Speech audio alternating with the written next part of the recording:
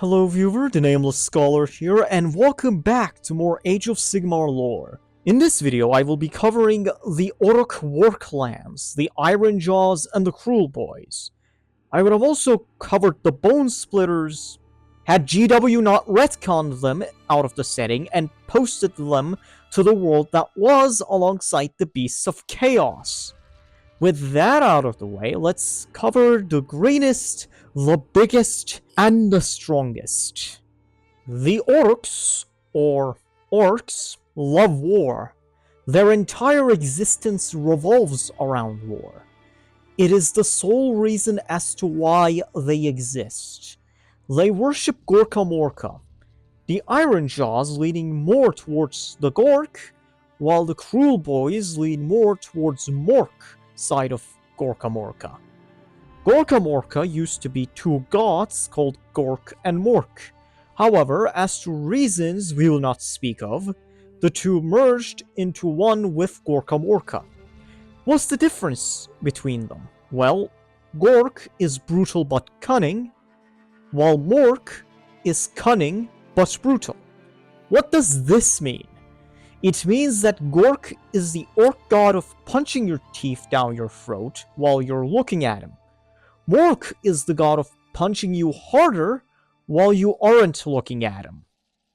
There will come a time when both Ironjawz and Kruleboyz clans will unite once a substantial battle lust among nearby orcs has been sated, and this will initiate a big war.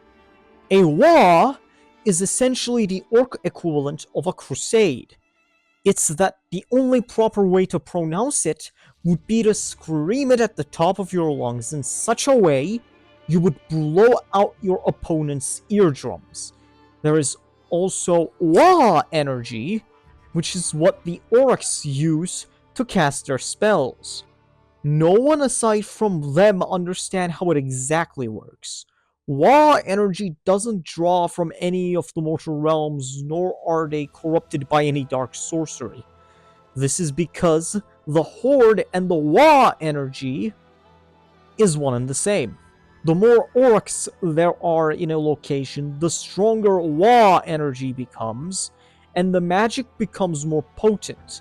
This is why it is a horrible idea to enter into a magical duel with an Orruk magician, as your head will literally explode into bits of skull, brain matter, and blood from hearing a deafening, seemingly all-consuming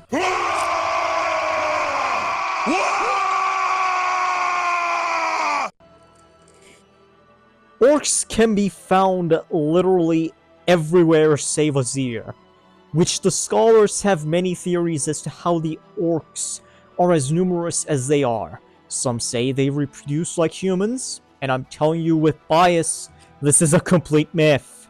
It is more likely that they reproduce like they do in 40k.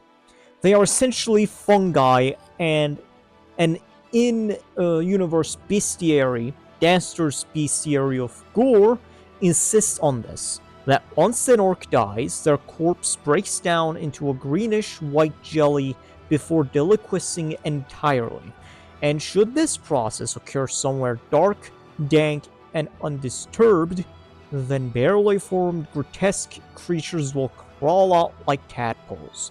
These grotesque creatures then feed on insects and feed on small animals. When these creatures are large enough to stand on their 2 feet, they begin hunting in earnest, when their fangs will grow as sharp and thick as needles. They become what are referred to by other orcs as a youth, a play on word youth.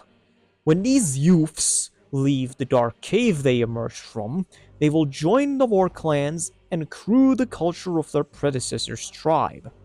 Essentially, war is a biological necessity in more ways than one. It is why they see waging war as a normal thing. Because it is a biological necessity, they don't even think about it. Like how people don't think about brushing their teeth. For an orc, existence isn't complicated. They simply are there to wage war. It is why they don't care about death. but those that at least think about death believe that when an orc dies, their soul becomes a part of what they call the Great Green, an indefinable energy that they think sustains Gorkamorka's existence. Then Gorkamorka will one day bring their spirit back from the dead. The orcs essentially believe in reincarnation, so again, they don't really care. This is why the orcs have no empathy, not even towards their own race.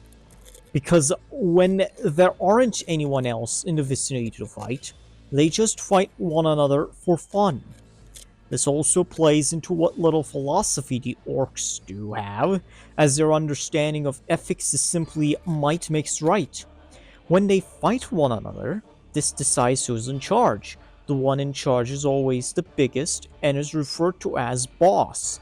These hulking brutes are how a horde of brutes who exist only to fight can act in some semblance of a military. Sometimes goblins or grots, as they call them, will delve in orc societies to make sure that they can scrape something in a cunning fashion while having a bigger and stronger get protect them. However, goblins are more tolerated in Kruleboyz clans than they are with Ironjawz. Due to their nature, it is most fitting that Gur is more home to them than any other mortal realm, as said realm is also home to essentially kaiju battles. Giant monster beats other giant monster. The only thing that Age of Sigmar needs would be giant robots. Here's the thing. It would make sense for there to be giant robots, because it is a high fantasy setting, and there are ways to justify it, like, say, the Karadrons.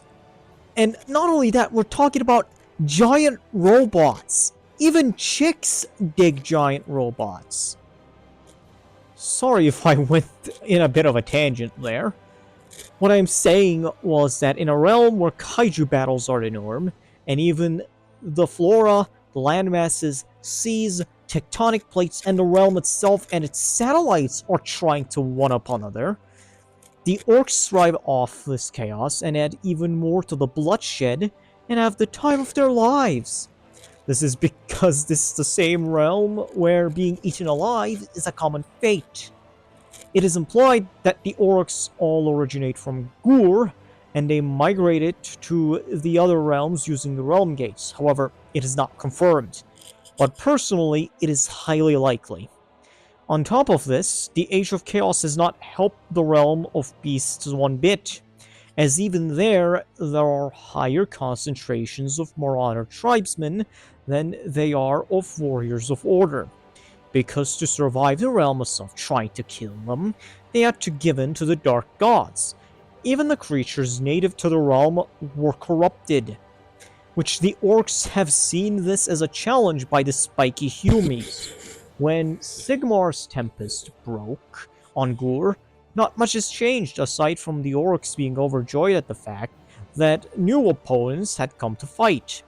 When expeditions are sent in Gur, for every successful Dawnbreaker crusade, 9 founded settlements are battered by the local wildlife, constant earthquakes, or orc onslaughts, and are destroyed. I will start off with the Ironjawz, the boys who lean more toward the Gork side of the Gorkamorka spectrum. These hulking green brutes are thuggish.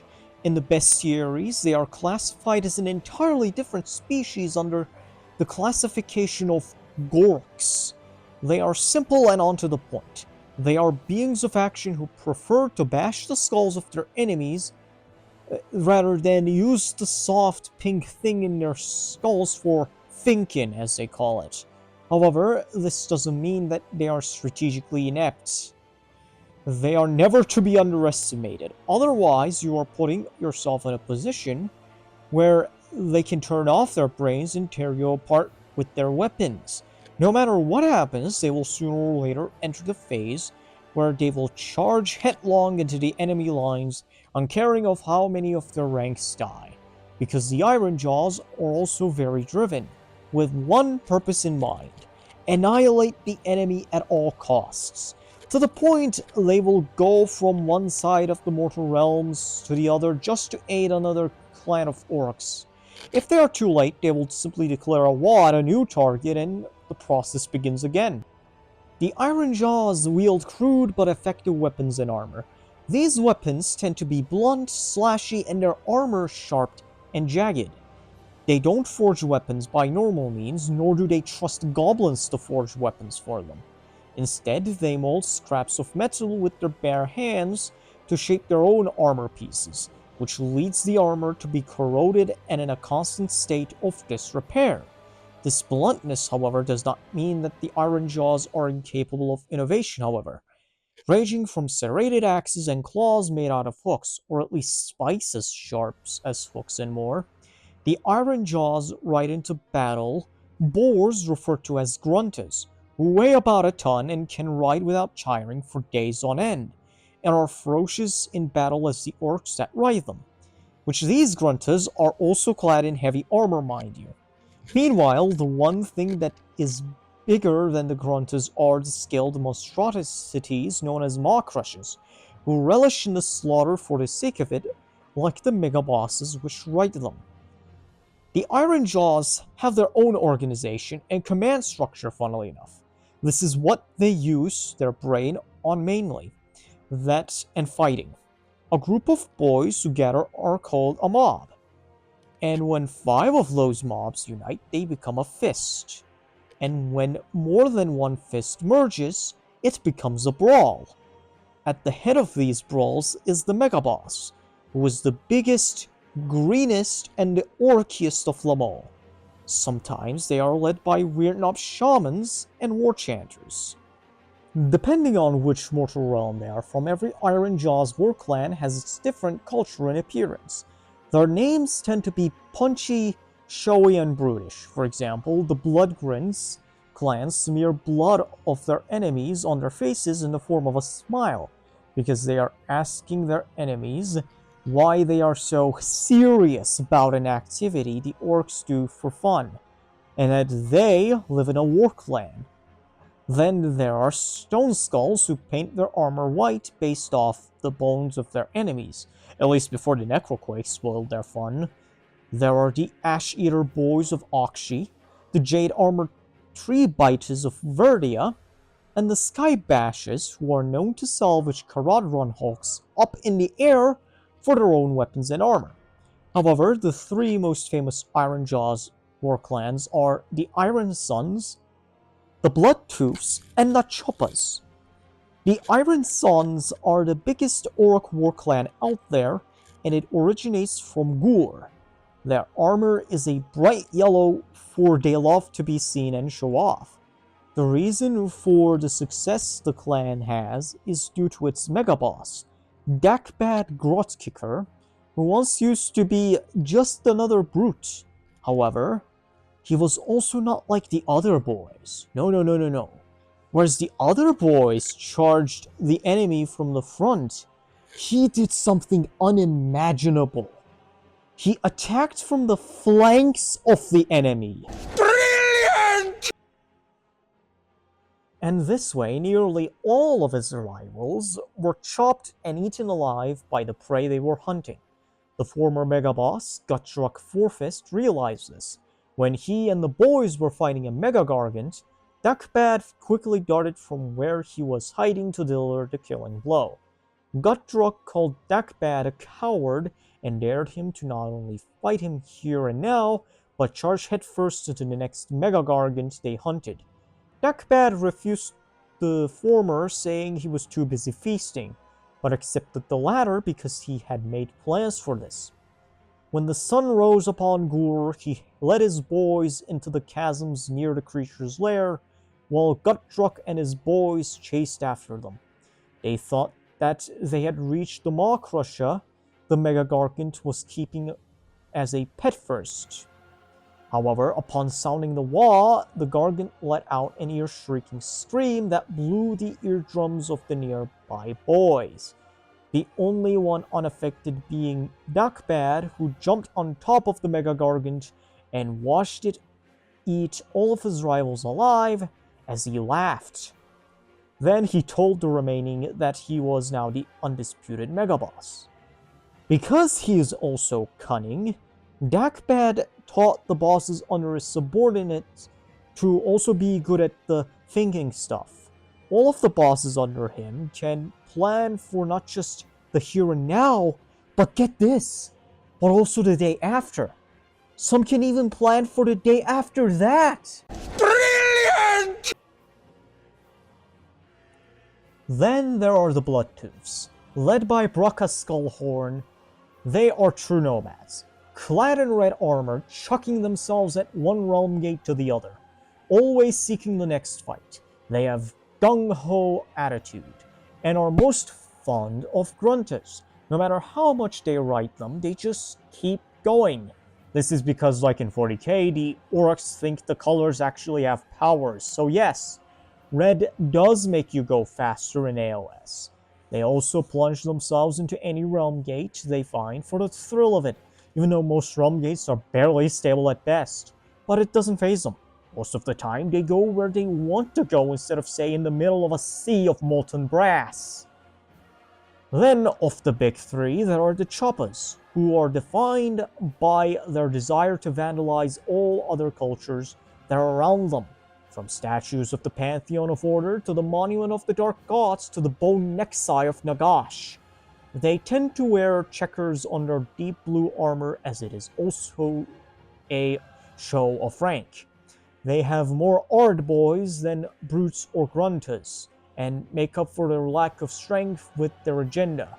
Their Gorka Morka given goal of destroying every culture that thinks itself refined, which also includes the Spiky Gits, who have dreadholds established all over the Mortar Realms.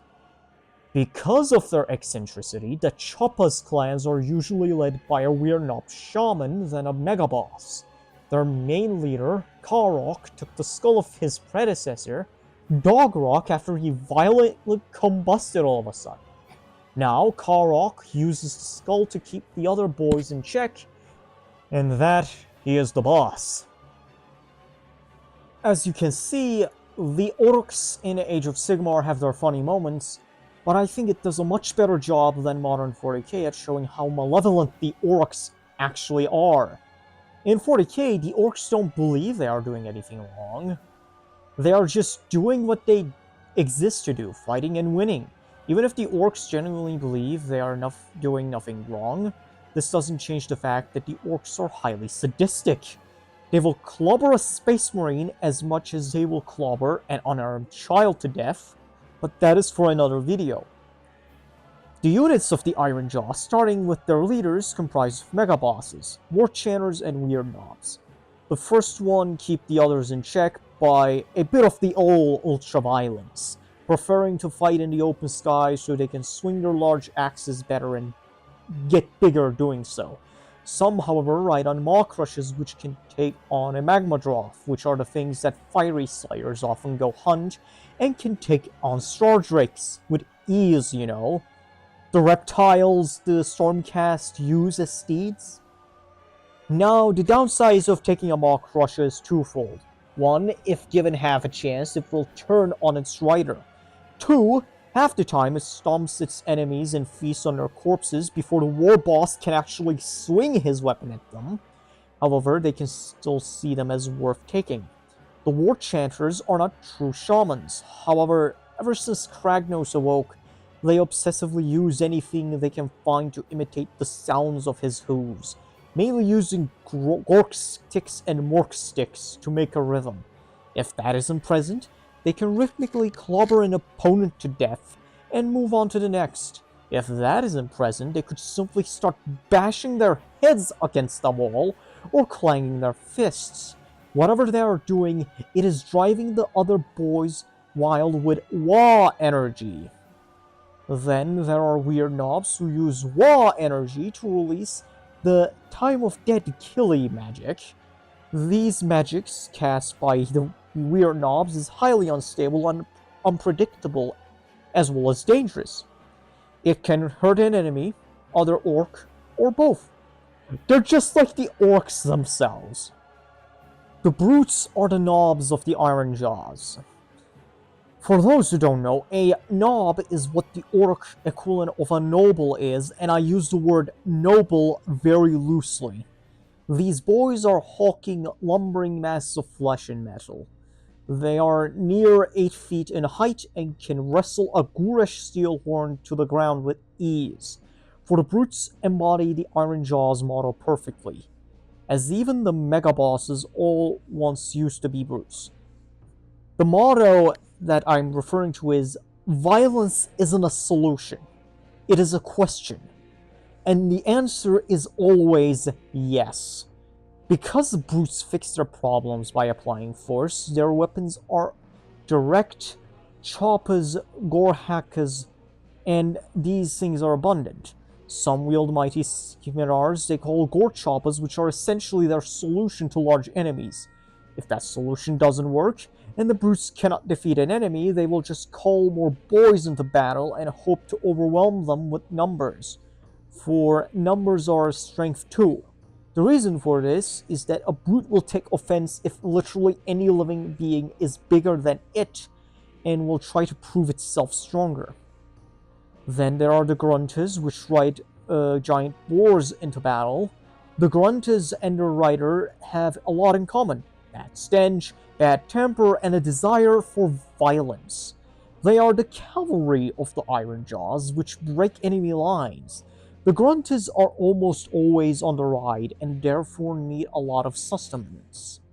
Because of this, they will eat anything from mountains of fallen corpses to excrement to even pieces of armor that are on the corpses, even if they cannot digest it.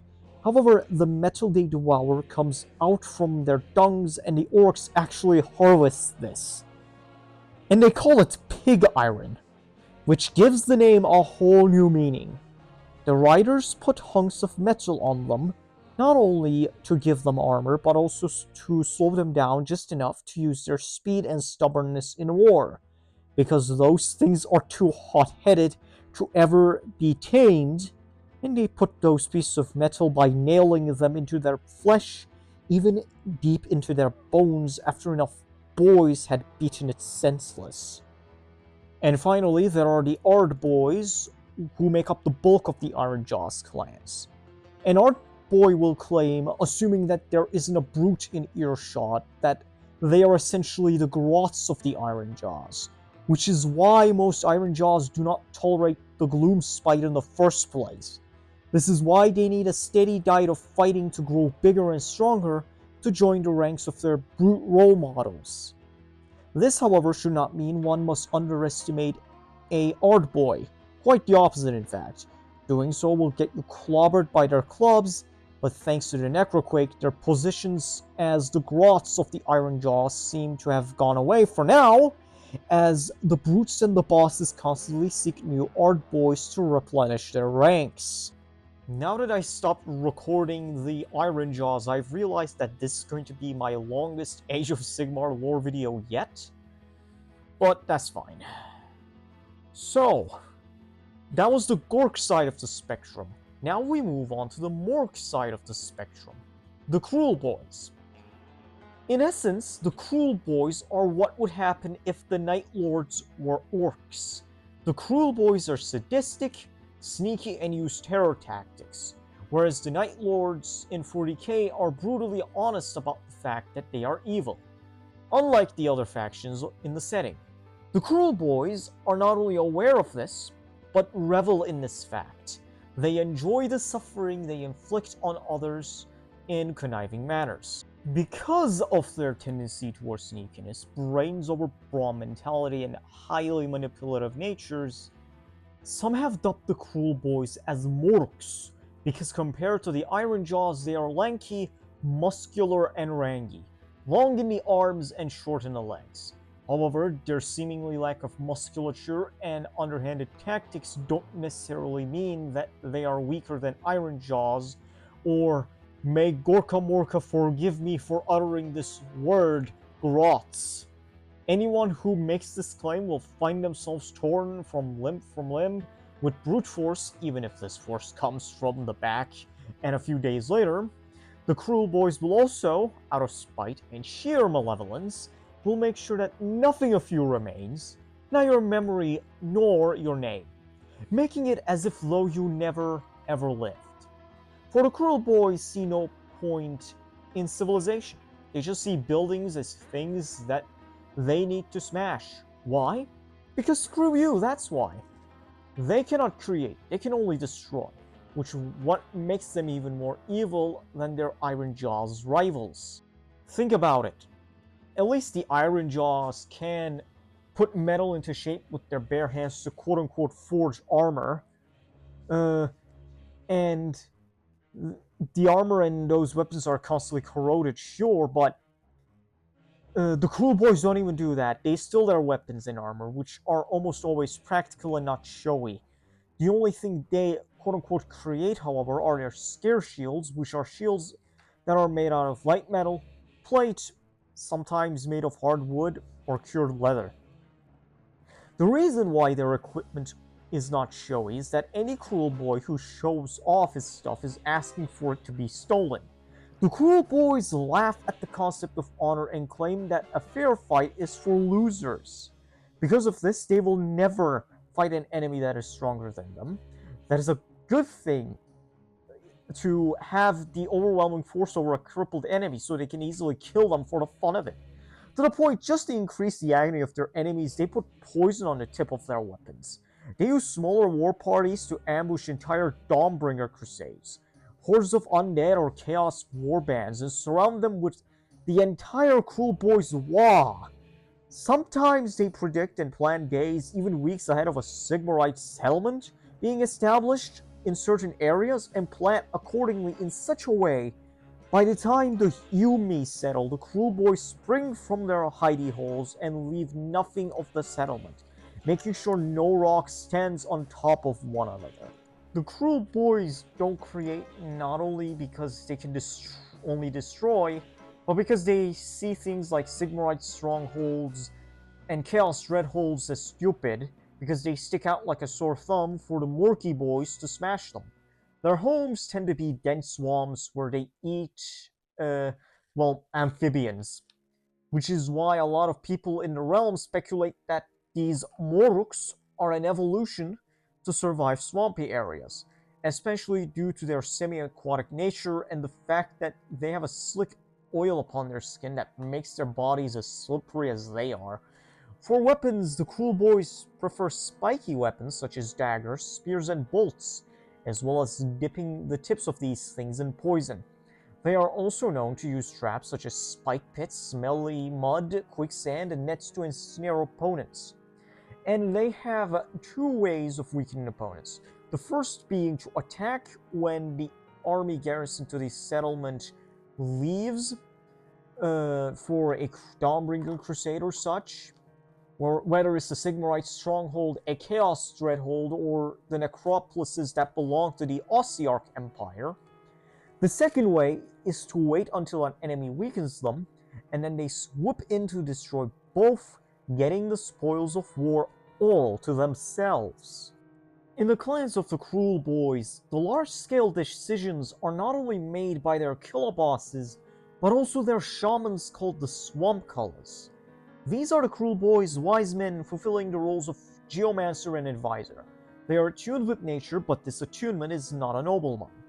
Of course, they use the very nature to give the Kruleboyz an edge over their enemies, such as slowing down their enemies by turning the ground beneath their feet into sludge. Now, the organization structure of a Kruleboyz war clan goes like this. At the head is the killer boss, and under the killer boss are tribes which all have their own unique names and their own niches. They attribute to the greater war clan, and the Kruleboyz military formation is referred to as a claw. Each finger represents a mom of boys. The thumb is usually the boss or shaman. The under the thumb comprises of the largest and fightiest warriors of the clan. The middle finger, which make up of the ones who rile their opponents up, flinging insults at them and forcing them to make mistakes. The trophy finger comprises of the war beasts and their numbers, and finally, the light finger are the hobgrots and the youths. They are the ones who do the logistics. Now, The Hobgrots, they are essentially the Age of Sigmar's equivalent of the Gretchen, in the sense that just like how the Gretchen in 40k are the barders, builders, and the slaves of the orcs, the Hobgrots are the same for the Kruleboyz. They do the logistics, the trading, and the infrastructure so their larger fightier kin can fight without thinking about those things. Hobgrots are highly manipulative, and each of them are a con artist in their own right. By the way, they are so good at bartering that they managed to persuade the Chaos Dwarves, of all things, to trade with them. Until they scammed them and the Chaos Dwarves fought against them, of course. When the Kruleboyz aren't stealing their weapons and armor, it is forged to them by the Hobgrots. Just like their Ironjawz counterparts, there are three major Kruleboyz Warclans, those being the Grinning Blades, Big Yellers, and Skullbugs. The biggest one of them is the Grinning Blades. They are the masters of psychological warfare. They use the mist to not only to conceal themselves and pick their enemies off, but also to use as a psychoactive hallucinogen against their foes that make the scare shields of the Kruleboyz look like giant swamp monsters. The one who perfected this technique is one killer boss known as Orruk the Sly, who would just assassinate everyone who wanted to replace him. But his reign of tyranny came to an abrupt end when a swamp caller by the name of Gobsprak came atop the Grinning Blade's favorite hunting grounds, atop his imposing steed, Killabeach. Here, the killer boss pledged his service to the shaman, even though it was seemingly out of character, or he just had a hunch. Because hours later, Kragnos, the Ender of Empires, came, and the Grinning Blades have become the foremost followers of Kragnos. Should Orruk had instead challenged the shaman, he could have been eaten alive by Kragnos. Who knows? Then there are the Big Yellers, who don't even do stealth. Instead, they show off their strength. They believe that they don't need to hide when they are the biggest, orkiest, and the strongest of them all. They also tend to use things like crossbows more than any other Kruleboyz, as the Big Yellers originate from Ayada in Chamon, the realm of metal. But despite their rejection of stealth, they are a case of think smart, not hard. They have ingenuity, going downstream rather than upstream. They build bridges, steal equipment to build said bridges, and such, but never buildings. Only buildings to reach the fighting.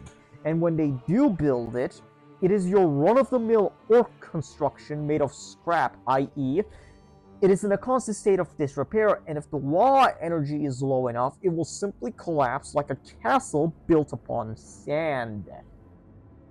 Finally, there are the Skullbugs, which are eccentric amongst the Kruleboyz, originating from Shyish at the mangrove forest of Chtinia. They specialize poisons not to disable and kill the enemy, but to drive their beasts into frenzy.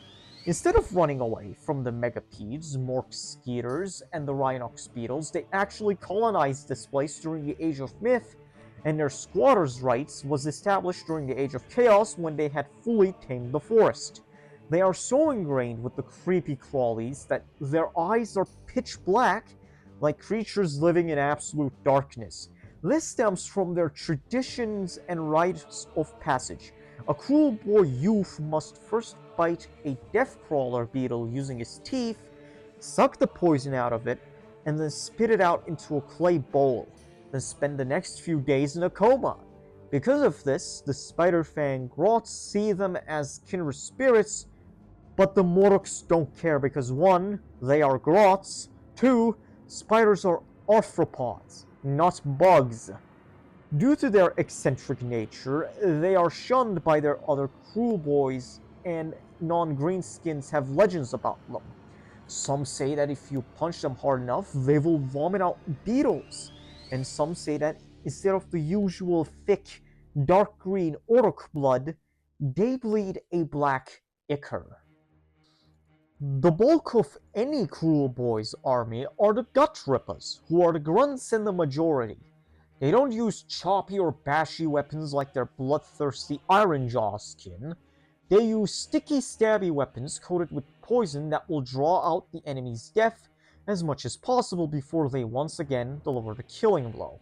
The general knobs of the Kruleboyz are the Merc Knobs, who are not just bigger and stronger, but they are entrusted with the standard of the Warclan, which is just the head of a dead creature, or at least formed from the head of a dead creature made to resemble Kragnos, which the Swamp Kala enchanted to emanate law energy to roar.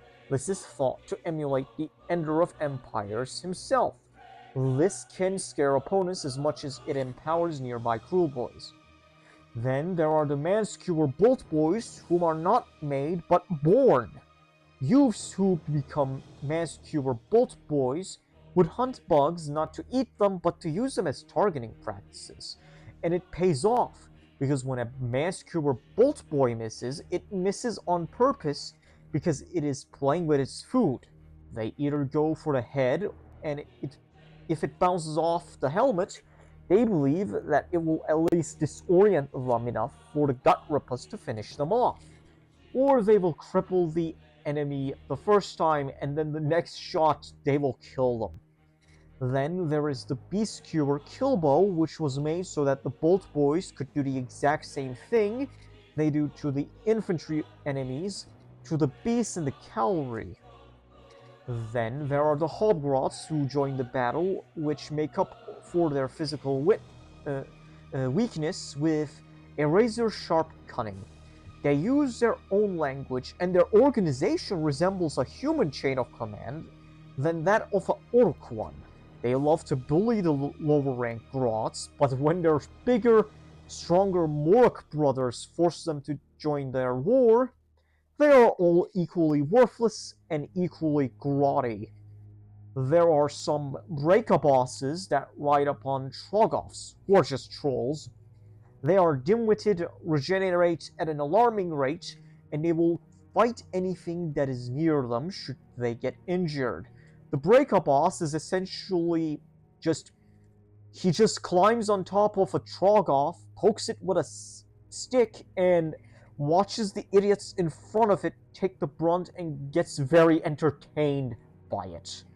There are the Snatcher bosses and the Sludge Rakers, which are members of the Get Snatched tribes. Snatcher bosses are highly vindictive and will go out of their way to enact overly dramatic and cruel ways to exact revenge against any Git who wronged him. Their rival might find themselves waking up in a pit of scorpions, or have some other Git or something pursue them through the jungle and have them fall through the floor to a pit full of hot coal. And the beasts they ride are such rancid smell. It is either they are smell deaf, or they have a very strong stomach. Then there are the Marshcrawler Sloggoths, which Grots ride upon. Sloggoths are, for a lack of a better term, a distant offshoot of Troggoths. Just like the Kruleboyz, Sloggoths prefer to prey on the weak and the already wounded. They have long, weirdly flexible arms that are perfect for reaching inside warrens or buildings to snatch any fool that decided to hide inside. How the Hobgrots get to quote-unquote tame a Sloggoth is that they poison the creature, they wrap it with feathers and hang a stone around its neck so it doesn't escape. Then they will have a howdah mounted on its back so the Grots can ride it to war. Once this is done, these are the recon units that lead the Kruleboyz to their next fight, for they can smell fresh gore from miles away. Finally, there are the leaders of the Kruleboyz, which are the Killer Bosses and the Swamp Colors. The Killer Bosses are the ones that look over the other boys. The thing with them is that they are both cunning as well as brutal. They also have to be the strength to be brutal. The Killer Bosses are essentially the folk heroes of the Kruleboyz. Their sadistic exploits revered like it is a display of heroism. The killer bosses tend to keep trophies to show their status, mainly creatures referred to as Gnashtooths. These canine scavengers can take on even small humanoids and will tear its prey to pieces before the scavenging begins. However, the strongest of the killer bosses ride fierce beasts referred to as Corpse Repel Vulture. How they get to write this thing is that the most cunning of the Kruleboyz poison its corpse larder, which it decided to impale upon the tree it scavenged and perched upon, and then the killer boss will throttle it to submission. Then it has a creature with a beak so strong it can snap metal in two and claws that can rip apart armor like butter. Finally, there are the swamp callas, which conjure long searing mists, spit out guttural curses. They hex their opponents and brew concoctions to poison or aid their allies.